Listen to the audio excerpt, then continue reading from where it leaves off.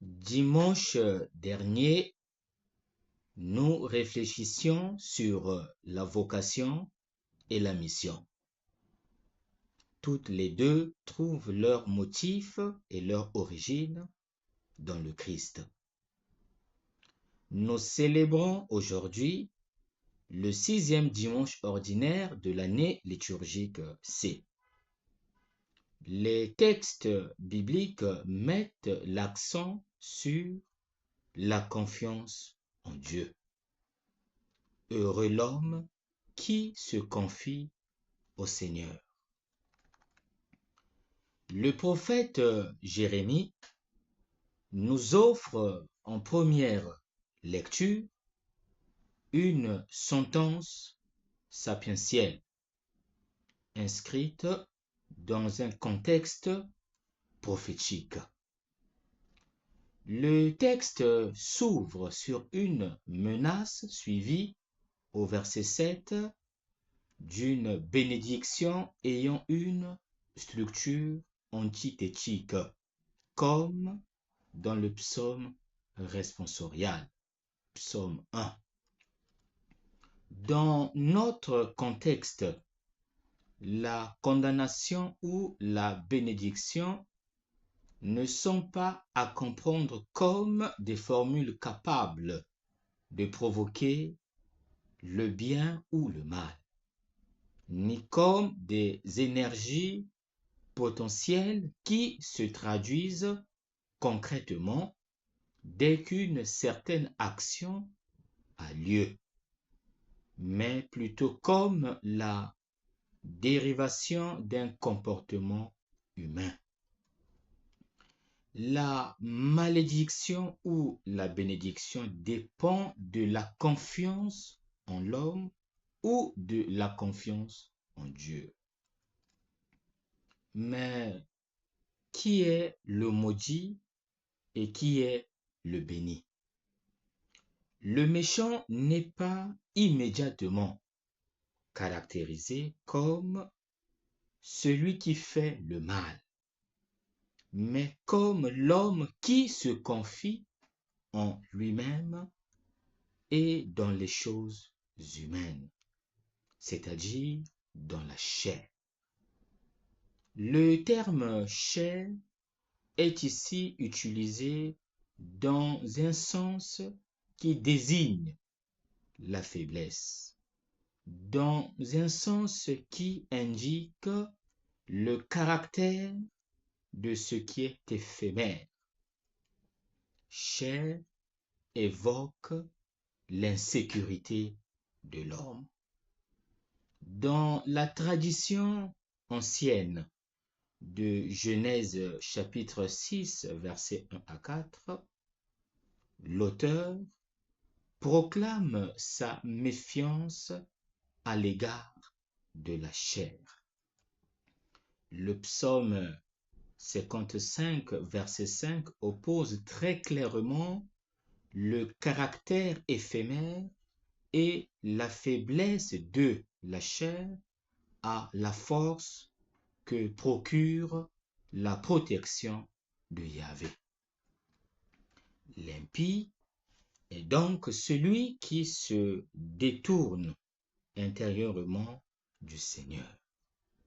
De cette attitude du cœur ne peuvent naître que des actions mauvaises.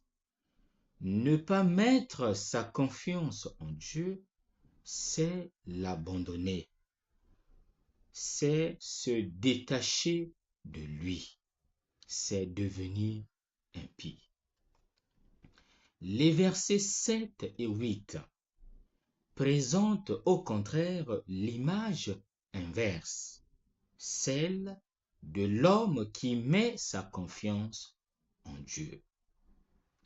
La brève déclaration du verset 7 n'offre pas la motivation de cette confiance, qui est d'ailleurs fréquente dans la foi d'Israël et qui trouve son objet dans la loyauté et la véracité divine, dans la puissance de la bénédiction et de la présence de Yahvé, dans la certitude de sa volonté de salut. Yahvé est un Dieu vrai, juste et droit. Deutéronome 32, verset 4. Par ailleurs, la comparaison homme-arbre du verset 8 est mieux structurée que celle du verset 6. L'arbre qui pousse au bord des eaux, symbole fréquent et très efficace pour les orientaux, dans la littérature sapientielle, pourra croître luxueusement et survivre même lorsque la chaleur et la sécheresse créent des conditions difficiles. L'arbre reste vert et fertile car ses racines vont jusqu'à la source de la vie. En Palestine, un arbre vert qui donne une ombre restauratrice et des fruits riches est particulièrement beau à voir. L'homme qui place sa confiance en Dieu ne sera pas épargné par les épreuves et les difficultés, mais il pourra y puiser une certitude réconfortante, celle d'être à l'abri auprès de Dieu, source de toute bénédiction. Pour faire bref, l'homme qui met sa confiance en Dieu n'ignore pas les abîmes insondables du cœur humain. Il connaît les forces du mal, la méchanceté, la peur, la persécution, la faim, les dangers, les catastrophes, les guerres. Mais il a la certitude que ni la mort, ni la vie, ni les anges, ni les principautés, ni aucune autre créature ne pourront jamais nous séparer de l'amour de Dieu dans le Christ, notre Seigneur. Romains chapitre 8, verset 38. Posons-nous maintenant la question. Est-il mauvais de mettre la confiance en l'homme? Y a-t-il un danger de mettre sa confiance dans un mortel? Le Seigneur ne condamne pas la confiance placée dans les autres. Le Seigneur ne condamne pas la collaboration humaine, mais l'idolâtrie de l'autre et l'activisme qui conduisent à la servilité et à l'élimination de Dieu. Il nous faut réfléchir et créer un état d'esprit complet sur notre être, sur notre destin horizontal et vertical. Ce n'est qu'alors que nous pourrons ressentir le besoin de faire confiance en Dieu. L'homme qui met sa confiance en Dieu a la certitude que le Christ est mort et ressuscité, comme nous le rappelle l'apôtre Paul en deuxième lecture.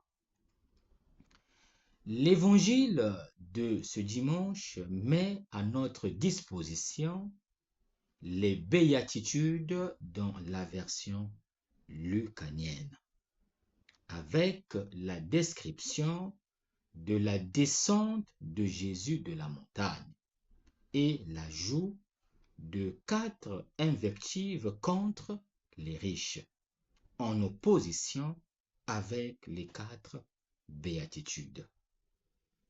Il convient tout d'abord de noter que le discours lucanien a une fonction différente de celle du sermon de la montagne de Matthieu. Pour Matthieu, avec un tel sermon, Jésus offre la grande charte de l'Évangile, indiquant les éléments essentiels de sa doctrine. Dans l'Évangile de Luc, en revanche, le discours programmatique du Christ est rapporté dans la prédication de Nazareth. Luc chapitre 4, verset 16. Après cet événement, Jésus accomplit sa mission à Capharnaüm, appelle les premiers disciples à le suivre et choisit les 12. Après avoir passé une nuit entière en prière sur la montagne. Luc rapporte 4 béatitudes se référant aux pauvres, aux affamés, aux affligés et aux persécutés. Ces macarismes sont mis en contraste avec les 4 lamentations qui, de manière antithétique mais parallèle, s'adressent aux riches, aux répus, à ceux qui rient et à ceux qui sont insensés.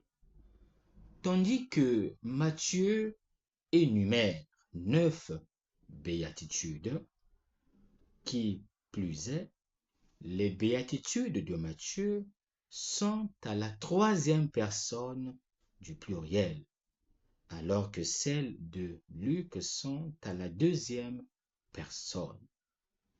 Malgré la similarité du langage, chaque évangéliste souligne des aspects très particuliers. Là où Luc parle des pauvres, Matthieu parle des pauvres en esprit. Là où Luc parle de ceux qui ont faim maintenant, Matthieu parle de ceux qui ont faim et soif de la justice.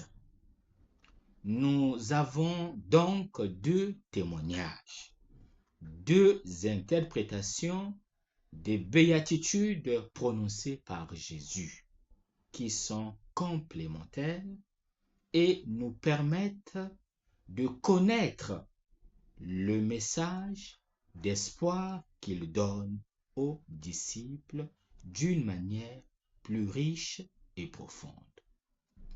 En effet, en écoutant ces béatitudes et en les annonçant, c'est comme si les lèvres me brûlaient.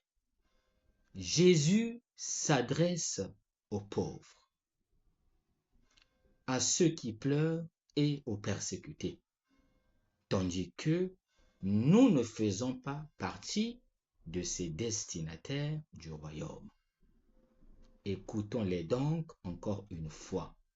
Laissons-les nous interpeller, nous rejoindre au plus profond de nous-mêmes et évitons de nous scandaliser face à leur radicalisme.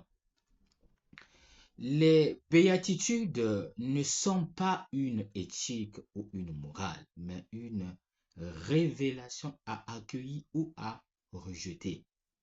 Elles expriment la logique et la dynamique du royaume de Dieu que nous devons d'abord chercher, dans la conscience que Jésus est la bonne nouvelle, l'évangile de Dieu pour nous. Luc, comme Matthieu, place la béatitude des pauvres à la première place. Pour Luc, ces pauvres concrets et réels sont l'objet de la bonne nouvelle annoncée par le Messie. Ce sont eux qui sont appelés à la scène messianique et qui prennent la place des invités officiels. Le représentant concret des pauvres pour Luc est Lazare, qui s'oppose à l'homme riche. Luc 16, verset 19. Dans cette parabole propre à Luc, nous trouvons l'antithèse identique du passage initial du discours des béatitudes, où les pauvres qui pleurent et souffrent de la faim sont opposés aux riches en quête de plaisir. Lazare vivait dans la misère la plus noire. Il était couvert de plaies et voulait se nourrir des restes qui étaient tombés de la table de l'homme riche. La béatitude adressée aux pauvres ne peut être comprise sans l'avertissement adressé aux riches. Quel malheur pour vous, les riches, dit Jésus. Le terme malheureux n'est pas synonyme de malédiction. Opposer des malédictions à des béatitudes, c'est fausser le sens des paroles de Jésus. Notons que la malédiction est le contraire de la bénédiction, comme le malheur est le contraire du bonheur. Le terme malheureux est la traduction du mot grec wai, lequel traduit le mot hébreu oi. C'est le terme que nous lisons dans notre texte. Pourtant, dans la Bible, ces mots introduisent une plainte ou une malédiction sur une situation désastreuse. Ils ne font jamais allusion à une malédiction. Jésus plaint donc la situation de ceux qui sont riches, repus et connaissent une vie de plaisir, mais il ne les maudit pas, de même qu'il ne bénit pas ceux qui connaissent l'épreuve, bien qu'il les déclare heureux. Quel malheur pour vous, les riches! Cette phrase est un cri d'avertissement pour ceux qui se sentent autosuffisants. Il s'agit de constatation et de lamentation.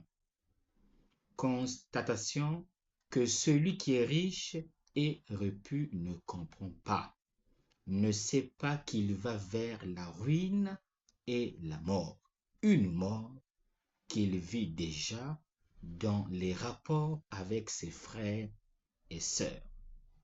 Ces lamentations semblent être l'opposé de la bénédiction et sont de sévères avertissements pour les gens qui, vivant dans un état d'injustice morale et de péché, doivent craindre les châtiments divins.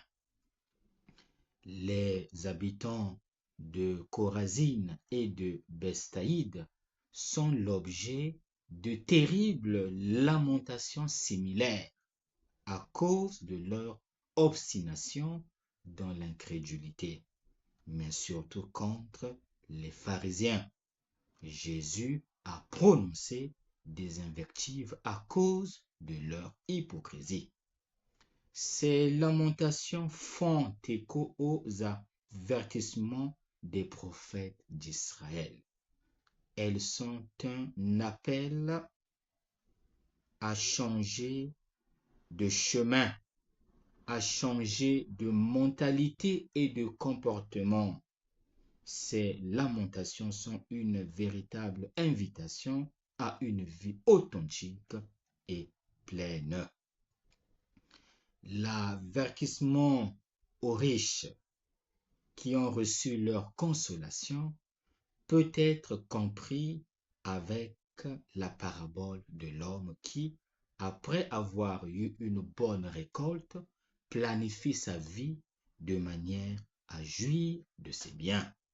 Cependant, ces plans sont contrecarrés par la voix de Dieu qui annonce sa mort cette nuit-là. Les riches ne doivent pas vivre tranquillement, dit le Maître, car ils seront exclus du bonheur éternel. Ce n'est pas la richesse que Jésus critique, ni les riches en tant que tels, mais cette richesse aveuglante, cette fortune, son partage, cette illusion d'un bonheur fondé uniquement sur la voie et sa propre gloire. Quel est l'enseignement à retenir? Les disciples, les croyants et tous ceux qui vivent dans l'Église doivent considérer les béatitudes et ces lamentations de Jésus comme de précieuses invitations pour eux à se remettre en question. Ils doivent continuellement opérer un retournement de valeur, comme l'indiquent ces appels. Il s'agit du renversement de toutes les valeurs, du renversement de tous les remparts que l'homme s'est construit, du déclin de l'idolâtrie pour toutes les puissances sur lesquelles il se fit et construit. En instaurant son royaume, Dieu ouvre la porte au royaume des béatitudes, offrant aux hommes ce que les biens de ce monde ne peuvent pas offrir, ce que seul Dieu donne. La confiance en Dieu trouve son expression dans les paroles suivantes. Je sais en qui j'ai mis ma foi. 2 Timothée chapitre 1 verset 12. Dieu est la source de notre bonheur, la fin de toutes nos aspirations. Notre bien n'est autre que celui de nous unir à Dieu. Voilà pourquoi saint Augustin a pu écrire « Tu nous as fait pour toi, Seigneur, et notre cœur est sans repos tant qu'il ne repose en toi. En qui plaçons-nous notre confiance? En Dieu ou dans les choses du monde? De quel côté sommes-nous? Sommes-nous parmi ceux qui construisent leur vie sur eux-mêmes ou parmi ceux qui construisent sur le royaume de Dieu? Sommes-nous parmi ceux qui ont confiance en l'homme ou parmi ceux qui ont confiance en Dieu? Que devons-nous faire? Nous sommes conviés à mettre notre confiance en Dieu, c'est-à-dire dans les béatitudes. Elles sont l'évangile de Dieu qui est proche, l'évangile du royaume à venir, non pas une règle sage. La béatitude, c'est Dieu lui-même dans son action. Dieu est la source de notre bonheur. Il n'y a de joie qu'en Dieu. Nous avons besoin d'élire Dieu dans nos vies. Nous avons besoin de laisser Dieu nous montrer le chemin à suivre et à prendre. En élisant Dieu dans notre vie, commencera alors notre itinéraire de conversion et de fidélité. Que nous reste-t-il à faire? Il ne nous reste plus qu'à conjuguer deux verbes, préférer et mettre. Seigneur Jésus, nous préférons marcher sur tes traces et mettre notre confiance en toi. Nous ne voulons pas nous fier à nous-mêmes, à nos richesses, parce que nous fonderons nos vies sur le sable et nous mériterons cette terrible lamentation que vous lanciez un jour contre les riches. Quel malheur pour vous! Seigneur, à qui irions-nous, car tu as les paroles de vie éternelle.